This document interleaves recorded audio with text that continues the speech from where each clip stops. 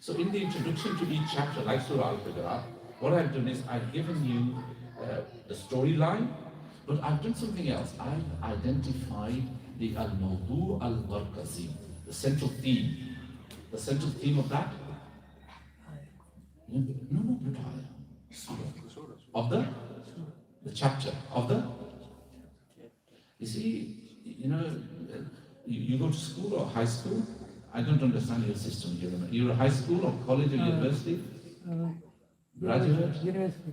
Okay, so you know what I'm talking. Listen, which subject are you studying? Data science. Data science. Data science. Okay, data science. You have a textbook, I presume, not one, but several, right? And each textbook they have chapters in them. And there's a particular structure that a chapter takes. It has to have a very clear heading. The chapter has, in your school physics, for example, let's talk about forces. The chapter is about forces. And then he will define for you what a force is. Okay? He will do an introduction. And then he will explain to you in more detail why we study, what is forces, how they work, different types of forces, all right? And then he will do a discussion, then he will come to a final conclusion, and if it's a good book, they will do a summary at the end as well. Those are 6 elements of a good chapter. And that's a linear way of writing. It's a very Western, modern way of writing. That's how you write a chapter. So surah, we would expect the Quranic surahs to be like that. Should you expect them to be like that? Well, not quite yet, but they are very similar, and recently, some, mashallah, researchers, and particularly an American professor,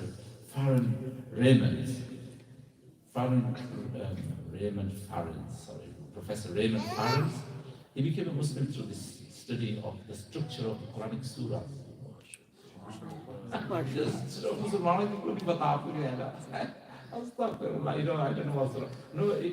Fakhruddin Razi in his Fatih al-Ghaib, that's nearly 700 years ago, he talked about vaguely, not very clearly, but Ibn Qayyim talks about Surah Al-Kabut and its structure, and others, but there's a reason why they didn't. And he came up with this notion of the ring structure of surahs, of chapters of the Quran. What is it? A ring structure there. No?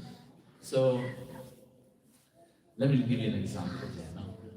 Let's take even Surah Al-Hujurat begins with the condemning the Ya ayyuhal ladhina amanu la tuqaddimu bayna yaday Allah. It starts with the story of the Bani Muslim, but ends with the story as well. Okay? So the ring structure is like this, that it's like a ring. What does the ring have at the top? The diamond. Okay? It has the diamond at the top. And then on one side, you have, let's say, A. And opposite side would be A prime, B, B prime. So A is about something, and A prime will be a continuation of that. B is a new subject, B prime is a continuation of B. C is another subject, and C prime is a continuation of that.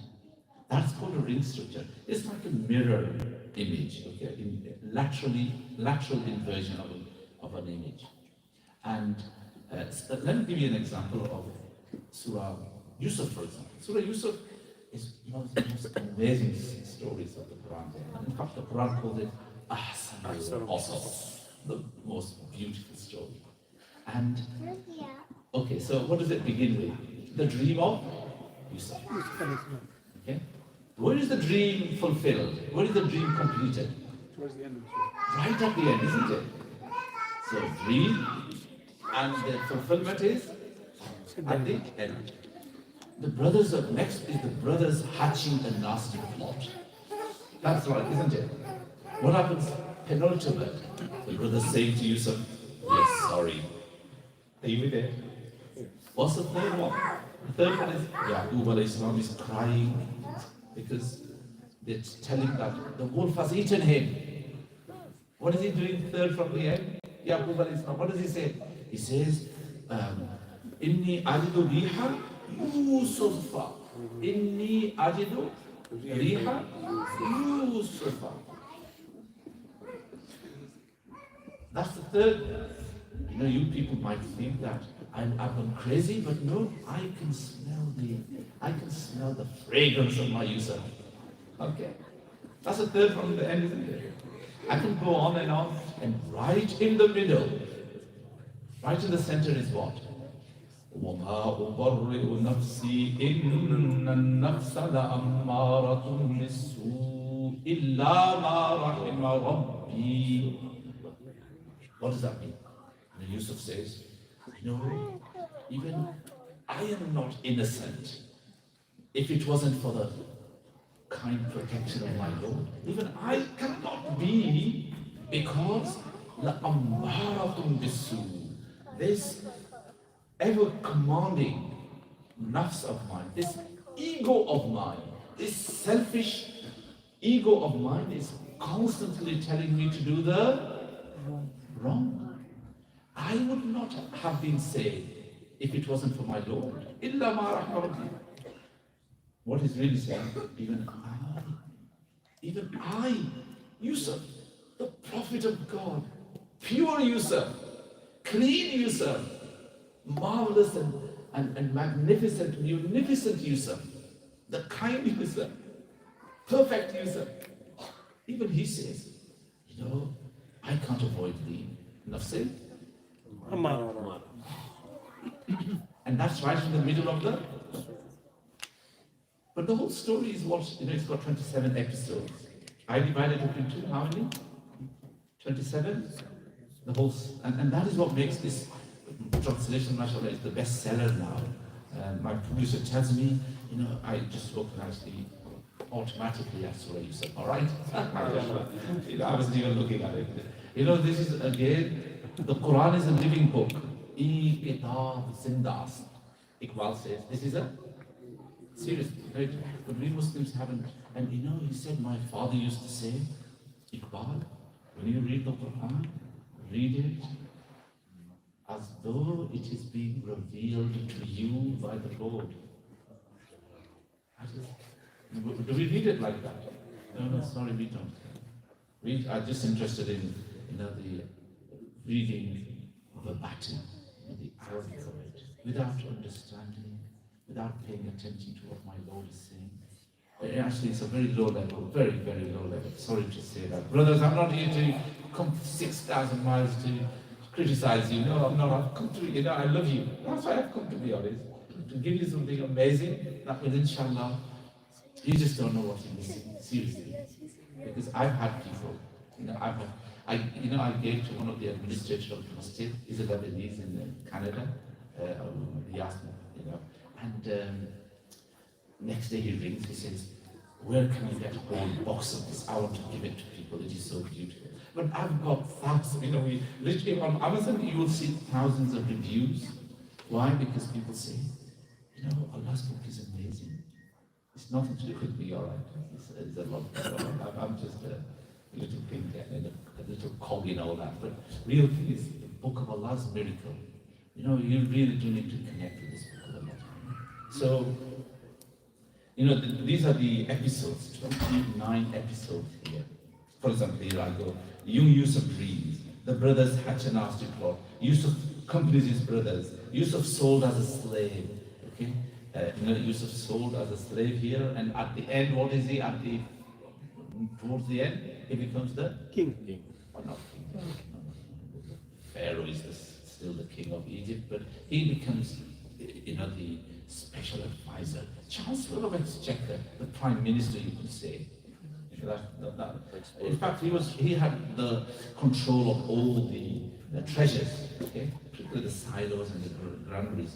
That's what it is. Yusuf accompanies his brothers. Yusuf is sold. Yusuf is tempted by the captain's wife.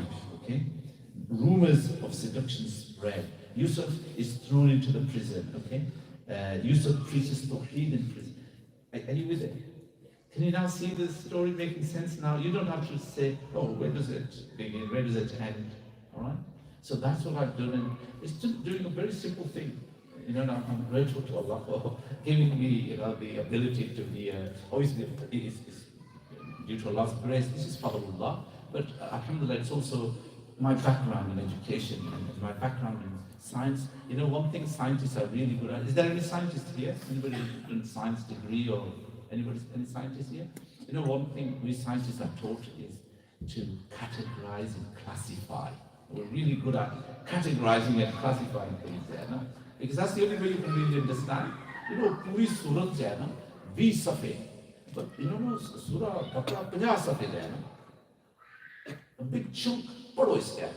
Well, can you understand that without having those sections? I said from you. So, Surah Yusuf is I was telling you about the ring structure. Okay? So, right in the middle is what? Diamond. Yes, the central theme. In most surahs you will see that, no? In Surah Bakra, what is the middle ayah? It's got 286 ayah. What's the middle one? 143, which would be? وَكَذَلِكَ جَعَلْنَاكُمْ أُمَّةً وَسَطًا لِتَكُونُوا شُهَدَاءَ. That is the central theme of Surah.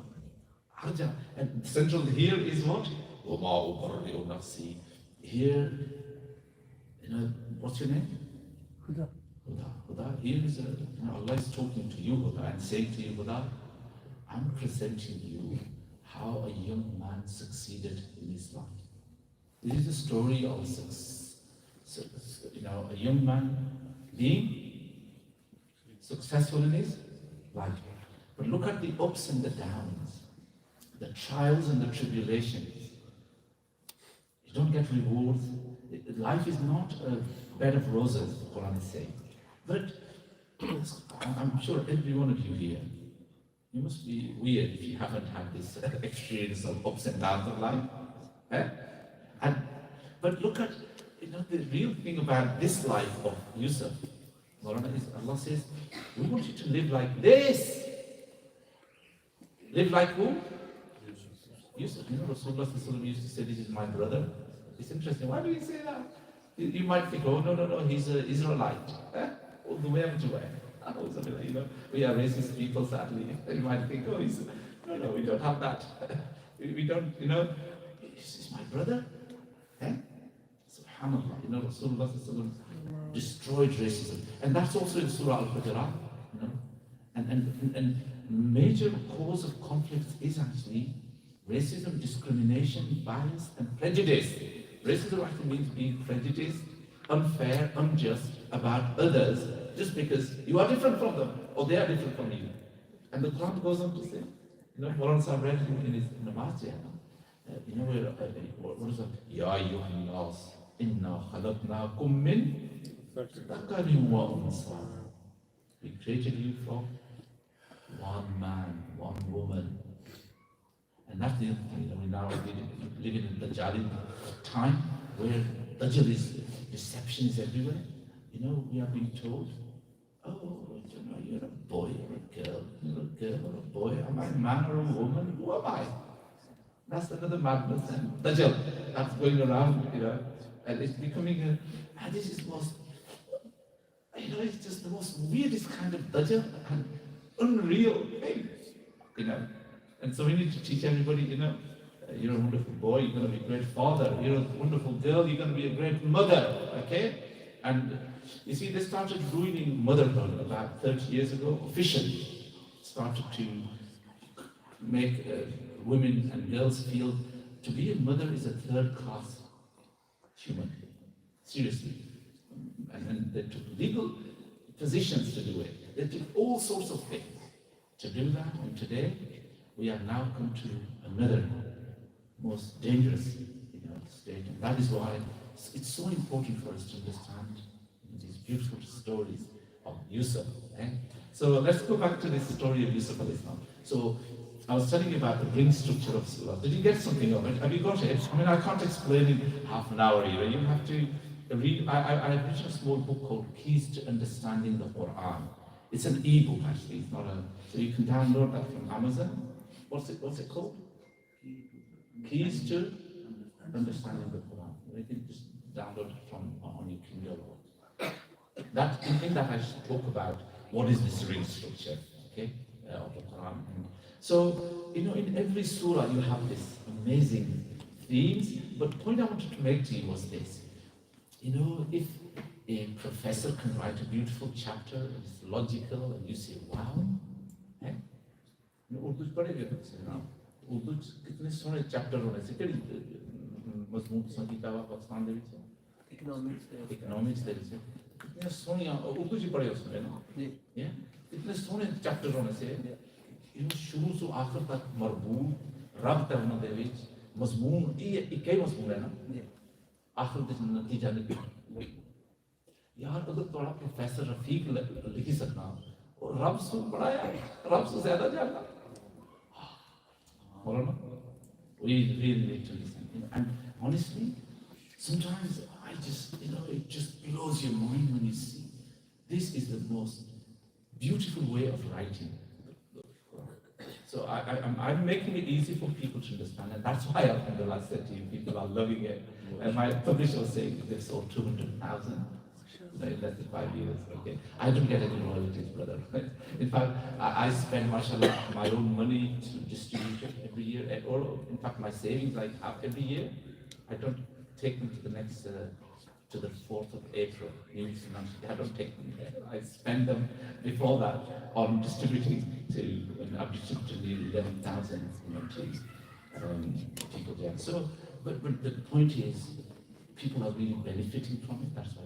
Another feature of it is this side light.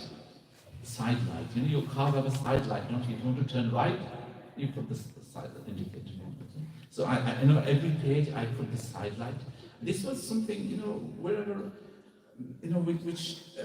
whatever I gained from that page, I thought it's good to reflect that for my readers. So, for example, this is the page about وَمَا أُبَرِّئُ نَفْسِي إِنَّ النَّفْسَ لَعَمَّارَةٌ بِالسُّوءِ. Where Yusuf says that, he says that, I don't claim to be blameless, since human ego continually incites one to do evil. Human ego, that's the selfish nature. See, that doesn't mean that is natural. It becomes stronger, and you start as a pure, clean, it gets spoiled, and that nafs amara begins to grow stronger and stronger with the environment, with the people you keep company of, with the mindset you have, until it becomes really corrupt, wretched monster that will then do so much harm to itself and to others. It cannot think straight. It cannot do right things. It cannot, be morally good. It really becomes completely depraved and a monstrous human being. That is, the nafs amara. Okay? And so Yusuf alayhi salam says, I don't claim to be blameless, since human ego continuously incites one to do evil, except when my Lord is kind to me. My Lord is forgiving and kind. So, here, for this page, I put this as a sideline. Yusuf is appointed as the keeper of king's treasures. So that was the next point. What happens is the king says to him, come on, what do you want to be? Give me the keys of your treasures. That would be the most difficult thing to do. सब दोस्त बड़ा है, अच्छे दोस्त हैं, लेकिन अपने खजाने की चाबी दियो जरा. How do we do that? Subhanallah. Yusuf says, come on, give me those keys. And what does he do? He says, here, you have them. Not only that, but I give you authority, full authority in this land. Isn't that what he says to him? Why did he do that? There's lots of reasons for it. The king knew about Yusuf. And Yusuf had, and he knew he was a problem solver. What was Yusuf? ख्वाब की ताबीर नहीं दसने आ रहे हो आज का सारे अखबार जंग में जाना एडवर्टाइज दे रहे हैं ना कि खलीफा सैयद बाबा so and so को ने ख्वाबों की ताबीर दसी है. He wasn't like that then. He wasn't a ख्वाब. Ta'wil al-ahadith is actually problem solving. What is it? Yes, it literally means that, but you shouldn't take everything literally. It is it signifies solving problems.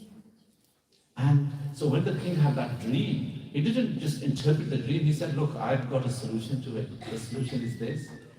And of course, and when Potiphar took him on, took Yusuf on, Zulaikha's husband, he could see this man is amazing. He was a young man, he would have been about 17, 18 years old then, but he could see in him not just beauty and his handsomeness and his attractiveness, but his demeanor, his behavior, his way of speaking, his way of solving problems. Have you ever met people like that? I've met several, mashallah, there are people like that and you can tell immediately, wow, this is a genius, absolutely genius, Oh, mashallah. Oh, I like that, supporting your imam, voting for your imam, that's good, we should do that, we should support our imams, mashallah. So, Allahumma salli ala sayyidina. So the king was really, obviously, in fact, the kings and rulers everywhere used to look for the geniuses in their country. Seriously, the Ottoman Empire. One of the duties of the ambassador and governor of every state, from Bosnia to Syria, was identifying the most intelligent children. Identify Most intelligent geniuses. They would then be brought to Topkapi Palace, where the Khalifa was, and there was a very special school for them, where they would be specially taught. They would be given knowledge, languages, Quran, Hadith, wisdom, philosophy, horse riding, everything you can think of. And then the Khalifa, the Ottoman Khalifa, would send them back to Syria as his ambassador, representatives, as his workers, as people who would do work for them. So they were all, the kings knew that that's the only way you could do. And this is one of the problems with our Islamic world. We don't have that. We don't identify the best talented young people, and then we don't promote them either. There's about 5 to 6% of geniuses in every class of school, seriously. And some countries like UK have a special program called Gifted and Talented Children, and teachers are responsible for identifying those and making sure that they are identified early on and they are catered for, and we develop them. But sadly, Islami, we don't do that. We don't look for it. In fact, we reject. We tell them, doctor bani ja, or vakil bani ja. Any ke sara imam banna. Kal tu muhaddis hosne, kal faqih hosne, kal deen ki khidmat karte hain, and defenders. And as a consequence, we don't have those bright people sadly doing our Islamic work. The point I wanted to make was, sorry, I'm taking too much and I'm going everywhere, because I wanted to just show you what amazing book this is. So the king actually knew about Yusuf. Potiphar, who was a close minister of the king, would have also told him, look, I've got this genius, amongst of my workforce. He's one of my workers, one of my servants. So he would know about him. And the way he then solved his problem, he said, my God, my ministers couldn't do this. He was able to do it, therefore he's very special.